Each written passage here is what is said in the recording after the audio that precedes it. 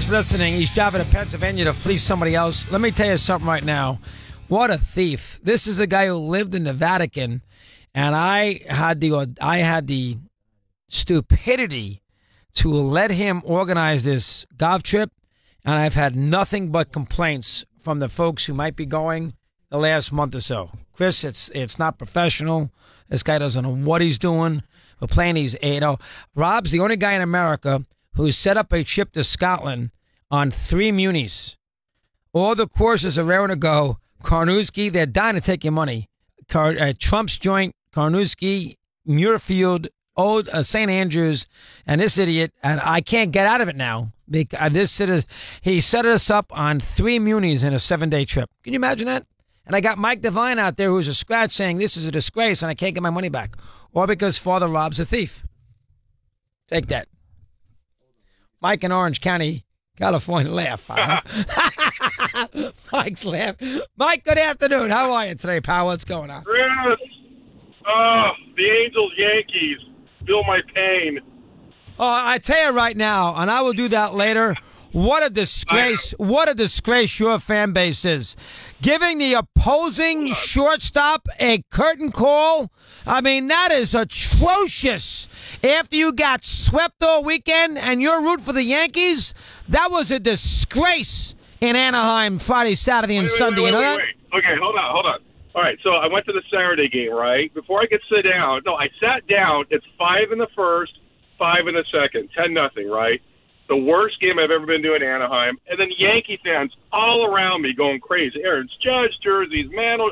My son and I are going, what is going on here? There's so many Yankee fans. But the saving grace was I think a lot of the fans didn't get into the game probably till the 3rd inning. So maybe they didn't see the 10 runs. No, maybe not. But I tell you, though, you could have been happy. Everybody was rooting for the Yankees there. Go ahead. What's on your mind today? I'm telling you, I can't believe it. I've been to the Yankee games. I've been to the Red Sox games.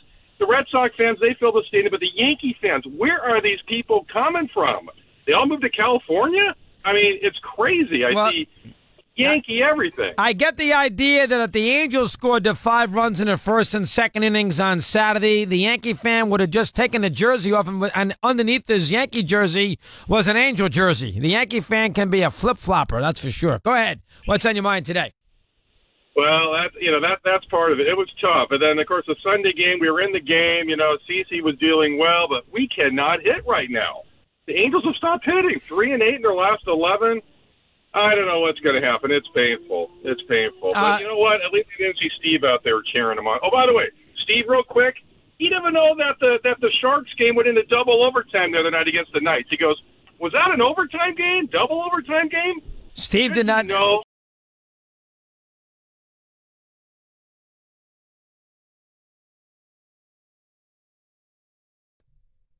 All right, he didn't know it was double overtime? Sharks? Okay. So Mike's just picking on him, not fair. That was a very good game, by the way. We'll do the hockey a little bit later on. Bob is in Vegas.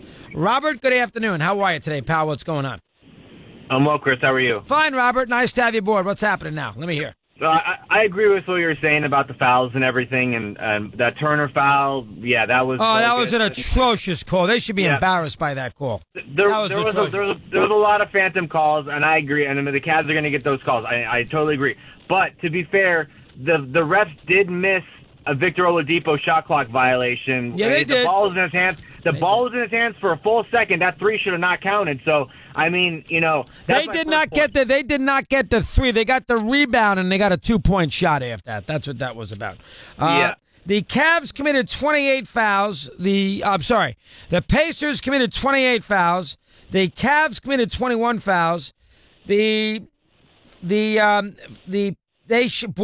Cleveland shot 40 free throws and Indiana shot 24 free throws. Wow, for a game 7. And my second point is, I agree with you. But regardless of all that, Nate McMillan had Victor Oladipo on the bench when LeBron James was out and the game was in the balance. I mean, when you have all these things weighing against you, you cannot have your best player in an elimination game, sitting on the bench when LeBron James is out of the game. Victor Oladipo's got to play.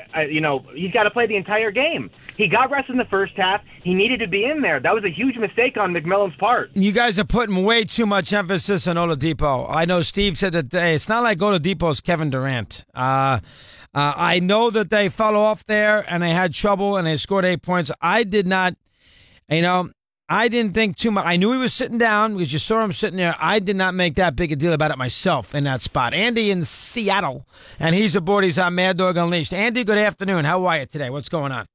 Hey, I'm good, doggy. You nailed it about LeBron and Doris. I'm not the biggest LeBron fan. I respect the heck out of him, though, but he's really good with those post-game segments. In the regular season, he's the first to admit that the team might not give 100%. He'll drop one of those. It's a long season, Doris. We know what we need to do to get to where we need to be by the end of the year, blah, blah, blah. So, obviously, LeBron he's a drama queen, Andy, but LeBron's, from what I've never been there after a game in a locker room with him or at the media tent. I've never had any inclination to see how he operates, but it appears to me from a distance that LeBron's good to the media. It appears to, he's available at shoot around.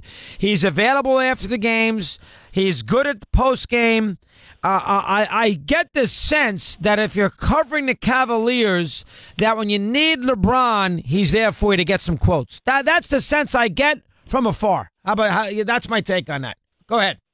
Yeah, I would agree with that. He's very affable with the media, I would say. But, yeah, great job out of them. And so here we are again with Toronto trying to shed that paper tiger label, and I won't believe it till I see it. How about a mention out of the Washington Wizards blowing that fourth quarter lead on Friday? And I don't think they would have won a Game 7, but they should have won that game on Friday night. They just laid a complete egg in the fourth quarter in their own building. They were getting booed by the end of it.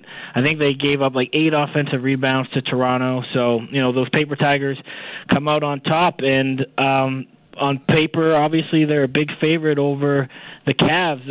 I haven't watched a lot of Raptors basketball this year. Apparently, they've got this deep bench to help the two stars, but in the postseason, usually those rotations get smaller. So I don't really know. Well, he's played them in the postseason in the Washington series. He's played them. Remember, they were in trouble there in the fourth quarter of Game 5 at 2-all, and I know the Wrights and the guys like that, C.J. Miles, were in the game. This is a have-to-have series for the Raptors. LeBron doesn't have to have it. This is a have-to-have series for Toronto. They cannot lose this series. They are going to get murdered across America. They won 59 games. We all know that the Cavaliers are basically, led by him uphill, basically, with a rope, the rest of them on a boat, and he's dragging them up the hill. I mean, he has done a superb job taking him this far. Toronto is a team that, had a wonderful regular year. He seems to have learned his lesson with his bench. We will see. But all the pressure in the world is on the Raptors. Let's see how they handle it. I'll ask it this way. If I gave you a choice of Lowry and DeRozan, you can have both of them, or LeBron, you take LeBron. I'll give you both of them. I'll take LeBron. That's what I would do. Now, the rest of them, you can have. I mean, look at this Cavalier team. Love yesterday, Thompson, Korver, J.R. Smith, Jeff Green, George Hill, Larry Nance Jr., Clarkson, who did, Clarkson yesterday. You know what Clarkson did yesterday, the guy they got from the Lakers? 11 minutes, did not make a shot, 1 rebound, no points. That's awful. Rodney Hood yesterday, 7 minutes and 14 seconds. He got 1 rebound, did not take a shot. That is a motley crew if there ever was one. Motley. Jeremy Huber, Sports Bite, Mad Dog Unleashed. Mad Dog Sports.